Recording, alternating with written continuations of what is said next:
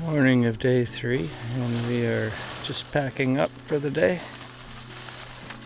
Getting ready to ride. Had our breakfast. Tents are almost down.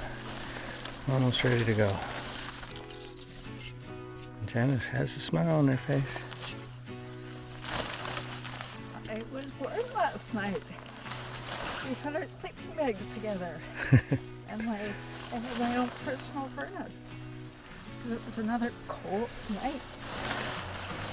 When we arrived here last night, it was already dark, so we didn't really see what the landscape was like around us. All we could see was what was in our headlights. But when we woke up this morning, Janice said, "Oh my goodness, there's grapes over there." Turns out we were camped very near a graveyard of sorts. We're going to go check it out. What a cool discovery. All we could hear last night was coyotes and donkeys. And the wild burros and these here hills. I counted 18 of them here.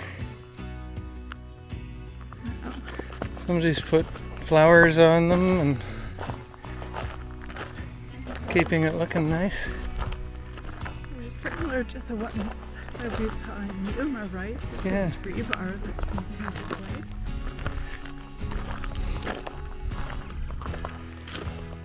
No sign or anything to indicate who these people were. I don't know if the size of the rock pile is any indication of the size of the person, but there are some big rock piles and some small rock piles. Oh yeah, there's this tiny one there. One unmarked, one over there possibly. Other than the rocks, I mean. Another small one there. Maybe 19 if you include the pile of rocks that doesn't have a cross on it. Yeah, so a graveyard here, and you can see over there. Well, maybe you can see on the camera. Flags on the side-by-sides. Maybe 150 yards away. Alright, so we are already packed up and ready to go, so just gotta walk back to the side-by-side and hit the road. So we are off on day 3 after a few glitches. Had some problems with our mapping software. Crashed on us. Couldn't get maps to come up, but did some fiddling and we got her running again, which is good because that's how we know where we're going. I do have a backup on my phone. If the main map system fails, we can always use my phone. Nice little breeze here, blowing the dust away. I like it. Oh, good. Looks like somebody camped right up here on the ridge. Oh, yeah. That'll be okay as long as it's not windy. Yeah. It's a bit rocky. Hard to drive a tent big in there. Yeah. We'll find a smooth patch of ground to lie on. No, I think ours was good. It was sandy. We were lucky to find that sand. But as you can see, there's not a whole lot of it around. Just walk. Not even enough soil to grow much vegetation out here. Poor Michel back there just getting dusted out today. A little bit of a breeze, though, so clearing it off a bit. Better than yesterday for him. Yeah, as we were getting the last 20 kilometers before we got to where we camped, it was dusty like it is today, but there was zero wind. It was just hanging over the road. It seemed like no matter how far back he went, if he was still riding in dust. See a Oncoming Jeep.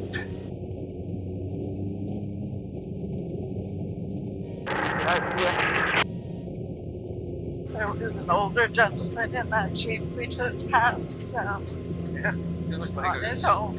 75 or 80 years old. Yeah. Hey, we forgot to talk about what the plan is for the day.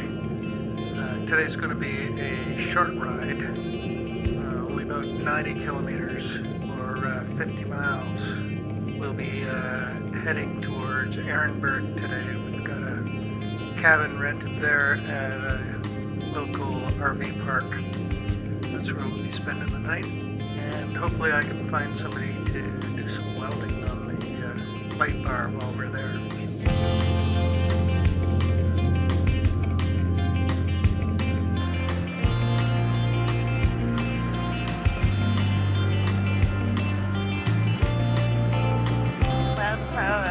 Wildlife preserve all through here.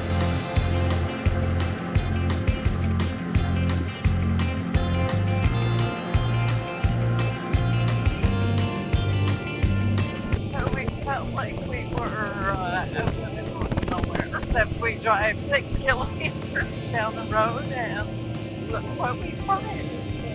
It's like this entire community.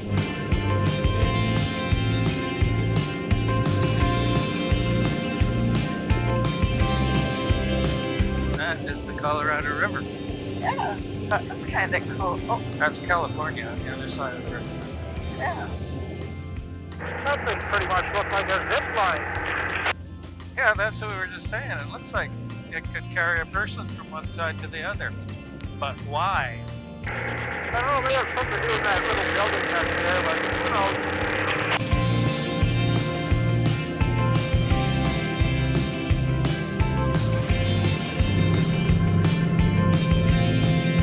Zipping down the side of the Colorado River here.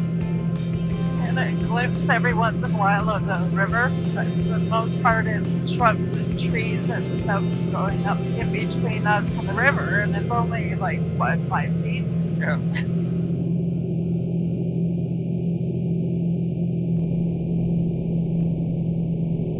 So, got to make a right-hand turn here. I'm backing up.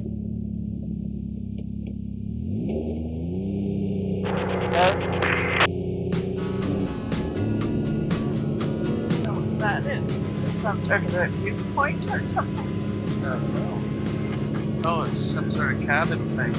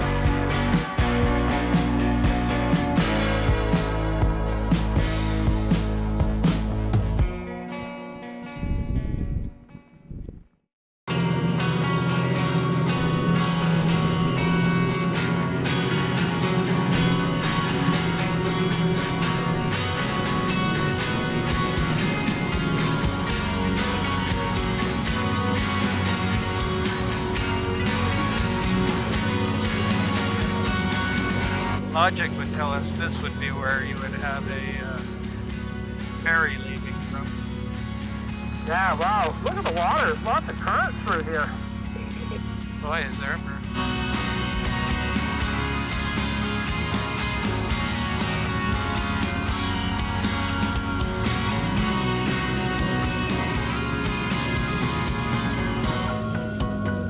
It drops right up there. Sure does.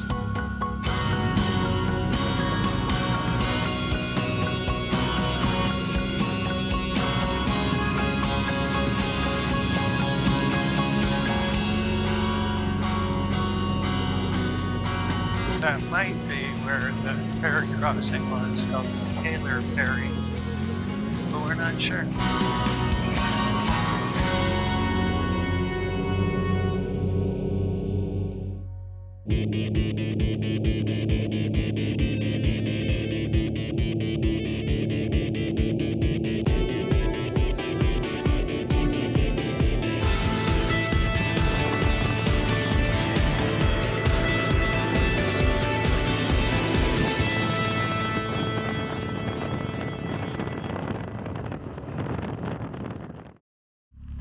want to say only in the desert. I don't think it's only in the desert. I think what I see over there is a couple of bowling pins. I think there's like 3 propane tanks and then a bust, like a marble. Yep, bowling pin, propane tank. What's in a bust is a mannequin. And there's the mannequin with painted targets. Another bowling pin, another propane tank, and another tank down there. Fun in the desert. There's the guys up there just doing a fuel stop. Don't know if you can see this, but you can also see lots of bullet holes through this. Everything gets shot up.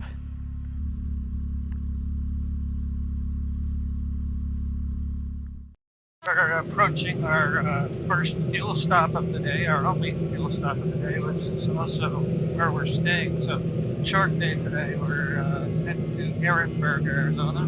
Yeah, it'll be nice because although we're staying in a cabin that has electricity, it doesn't have a bathroom or running water in the cabin, but there are hot showers where we can shower for the first time since we left, so that'll be nice.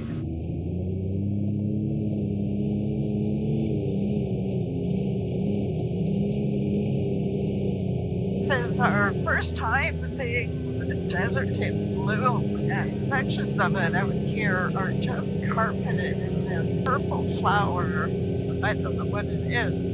And there's these huge big white flowers sprinkled in amongst it. But it's a really, really strong floral scent. Very pretty. And here's our fuel stop.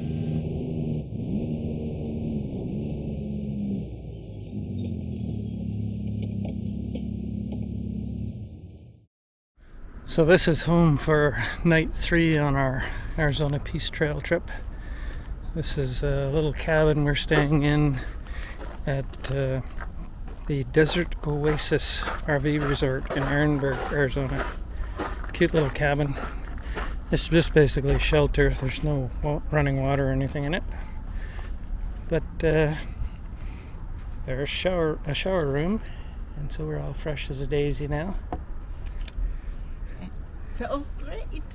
Nice, lots of pressure, lots of hot water. Yeah, the water would almost cut you in half in the shower.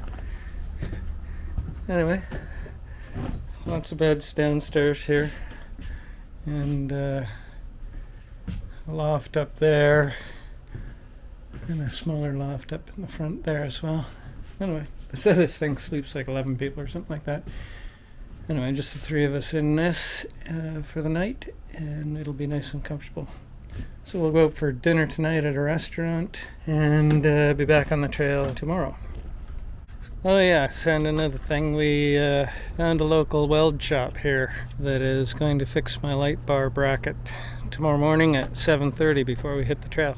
So that's great. We'll be able to get rid of all these tie wraps and everything, and I'll be able to start using this thing again. I'll also get them to add some reinforcement to that area so it doesn't happen again. Whoever designed this didn't do a very good job. We won't say who that was though.